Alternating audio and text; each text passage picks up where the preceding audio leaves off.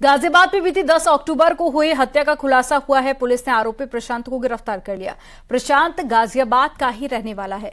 ACP ने बताया कि मोबाइल के लालच में हत्या की गई थी। बीते 8 अक्टूबर को सूरज नशे की हालत में था, तभी प्रशांत ने उसका मोबाइल छीनने की कोशिश की थी और विरोध करने पर गला दबाकर हत्या कर दी। मृतक की पहचान न हो इसके लिए आरोपी ने ईंट से उसका चेहरा खराब कर दिया। पुलिस ने आरोपी को गिरफ्तार किया है और कब्जे से मोबाइल, बाइक भी बरामद की है।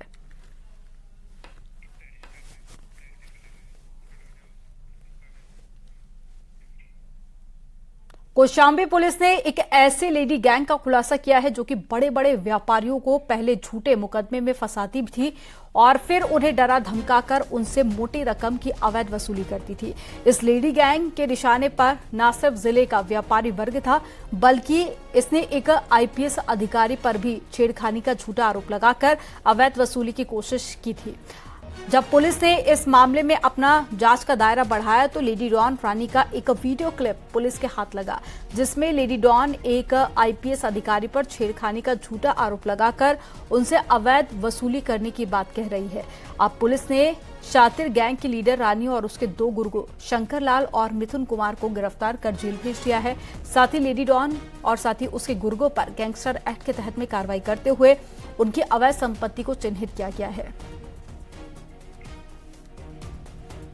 किसको फंसाने के लिए कह रहा था? किडनैप करा, किसको फंसाया जाए? साहब का? कौन से साहब को? बड़े साहब का। बड़े साहब कौन है? बड़े साहब कौन है? कप्तान साहब। कप्तान साहब को फंसा रहा था। हाँ। कह रहा था किडनैप करवा लेंगे, कप्तान साहब को फंसाएंगे। तब का सरगना एक महिला रानी देवी हैं और उनके अन्य गैंग के जो सदस्य हैं वो लोग मिल के ये कार्रवाई करते थे। एक मुकदमा पंजीकृत किया गया जिसमें उन्होंने अपने ही बेटे को गायब कर दिया, उसका मुकदमा पंजीकृत कराया और कई लोगों को उसमें फंसाने की कोशिश करी। उनका नाम बताया, थाने पे उनसे पूछताछ हुई और फिर जब उनको कोई साक्ष्य न पाने पे थाने से छोड़ा जाता था तो गांव में और मार्केट में जाके वो उन लोगों और लोगों को भी धमका के उनसे पैसे वसूल कर लेती थी कि अगर आपने हमको पैसे नहीं दिए तो हम आपका भी नाम लेंगे अपने बेटे के अपहरण में। पुलिस के मुताबिक रानी देवी ने अपने नाबालिग बेटी की किडनैपिंग की झूठी एफआईआर लिखाई थी और उस मामले में वह कई लोगों पर आरोप लगाकर उनसे अवैध वसूली कर रही थी। हैरानी की बात है कि उसने कौशांबी के एक पुलिस अधिकारी पर भी बेहद गंभीर आरोप लगाकर अवैध वसूली की कोशिश करने का प्रयास किया था। हालांकि समय रहते इस मामले में जब 3 सदस्यीय जांच हुई तो सब कुछ सामने आ गया।